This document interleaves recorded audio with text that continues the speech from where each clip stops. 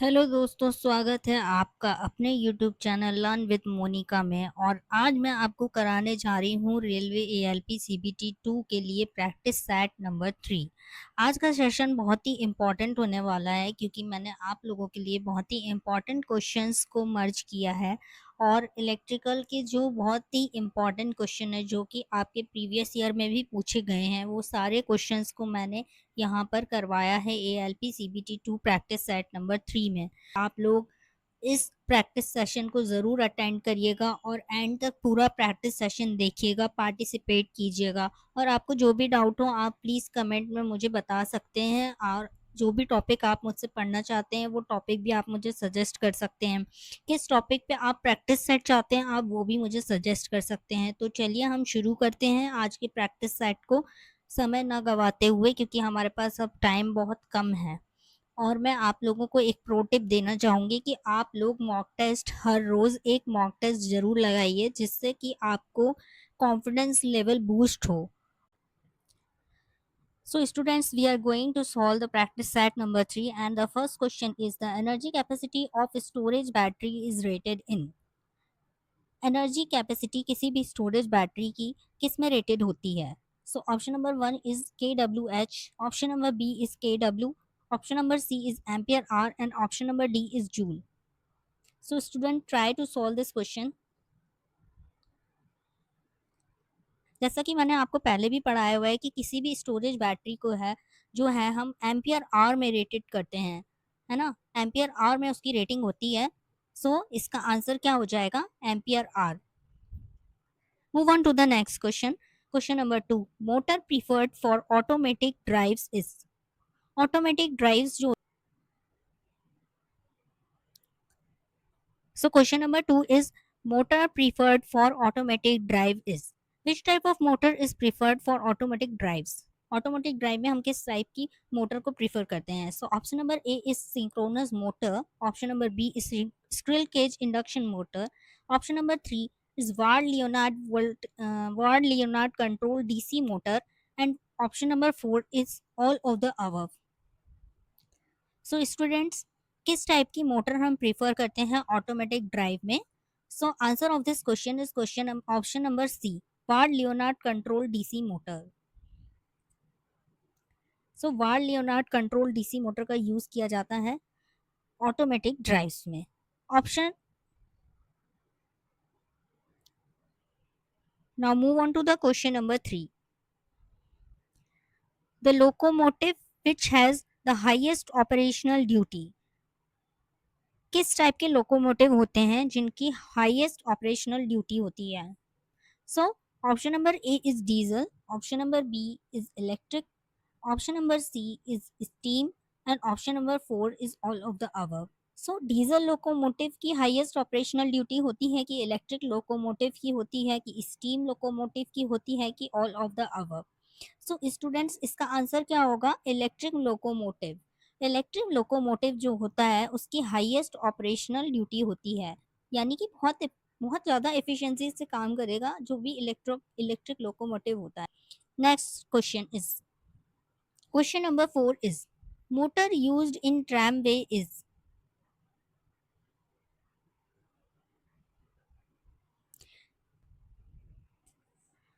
Tramway में किस type की मोटर का यूज होता है? देखिए स्टूडेंट्स, ये क्वेश्चन कुछ ट्रैक्शन से रिलेटेड क्वेश्चंस भी हैं इसमें आज के सेशन में, जो कि आपको बहुत हेल्पफुल होने वाले हैं, क्योंकि एएलपी के एग्जाम में जो ट्रैक्शन से रिलेटेड क्वेश्चन है वो ऑलवेज आते हैं। किस टाइप की मोटर यूज होती है ट्रैमवे में? So option number A is AC single phase capacitor start motor, option number B is AC three phase motor, option number C is DC series motor, option number C D is DC shunt motor। So which of the following is the correct answer of this question? It is a factual question and it should be remembered by each and everyone, because ये question आ सकता है आपके exam में कि किस type की motor का use होता है ट्रैमवे में। सो इसका आंसर क्या होगा? इसका आंसर होगा DC series motor. DC series motor का यूज होता है ट्रैमवे में, ये आपको याद करना है। Question number 5, in which part of a DC machine iron losses occur? ऐसा कौन सा पार्ट है जो डीसी मशीन का जिसमें आयरन लॉस होते हैं? So option number A is yoke, option number B is armature core, option number C is brushes और option number 4 is pole core. किस पार्ट में होते हैं? सो आयरन लॉसेस ऑलवेज क्या होंगे? आर्मेचर में होंगे। आयरन लॉसेस जो होंगे वो हमारे आर्मेचर में होंगे।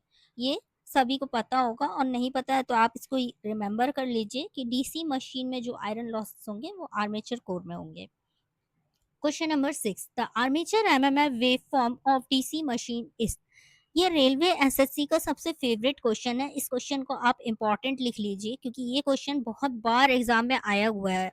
ये क्वेश्चन बहुत ही फेवरेट क्वेश्चन है रेलवे और एसएससी का। सो इसका ऑप्शन क्या है? Armature MMF wave form DC machine का किस शेप का होगा? पल्सेटिंग होगा, रेक्टेंगुलर होगा, ट्रायंगुलर होगा कि साइनसोइडल होगा? सो इसका आंसर क्या है? ट्रायंगुलर होगा। इसका आंसर है ट्रायंगुलर। ये क्वेश्चन बहुत बार, बहुत मोस्ट रिपीटेड क्वेश्चन है। सो मैं आपको इस पे फोकस करने के लिए इसलिए कह रही हूँ क्योंकि ये आपको एक नंबर तो दिला ही देगा, इसलिए आप इसको याद कर लीजिए। Question number 7,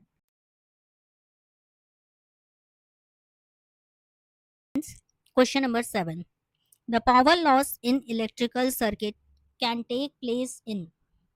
option number 1 is inductance only, option number B capacitance only, option number C resistance only, option number D inductance and resistance.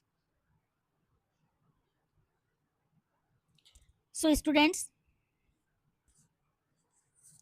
इस क्वेश्चन का आंसर क्या होगा? इस क्वेश्चन का आंसर होगा resistance only. Due to resistance the power loss occur. Always in electrical circuit, the power loss occur due to resistance only. It does not depend on inductance, not depend on capacitance, or not depend on inductance and resistance both. Move on to the next question, question number 8. A circuit that opposes the change in circuit voltage. Option number A is resistance, option number B is capacitance, option number C is inductance, option number D all of the above. In this question, इस question में पूछा गया है कि किसके कारण जो voltage, कौन सा एलिमेंट है सर्किट का जो कि वोल्टेज को अपोज करता है। तो इसका ऑप्शंस क्या दिए हुए हैं? रेजिस्टेंस अपोज करता है, इंडक्टेंस अपोज करता है, या कैपेसिटेंस अपोज करता है, या सभी अपोज करते हैं वोल्टेज को।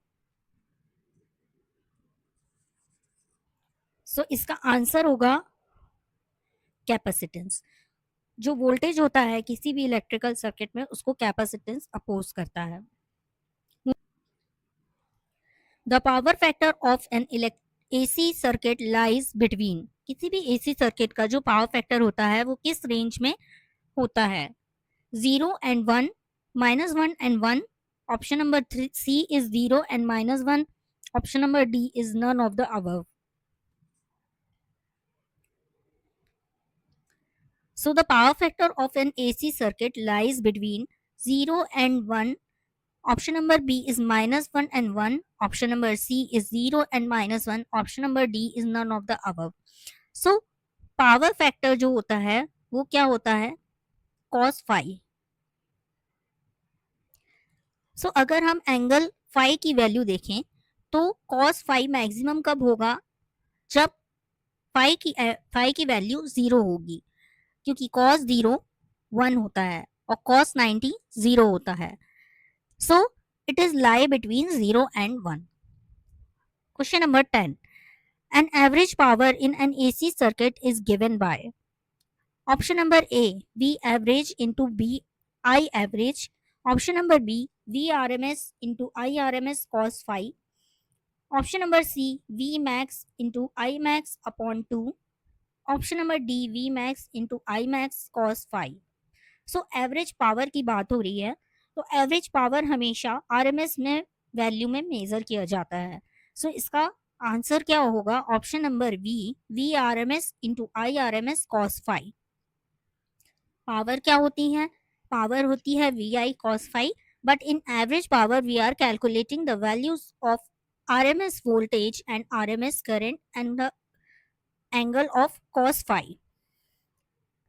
Move on to the next question. Which of the following has the greatest mobility? सबसे ज्यादा मोबिलिटी किसकी होती है? Option number A positive ion, option number B negative ion, option number C electron, option number D holes. So in this question, positive ions has the greatest mobility, positive ions, negative ions has the greatest mobility. Option number C is electrons or holes. Try to solve this question, students. It is the questions of electronics.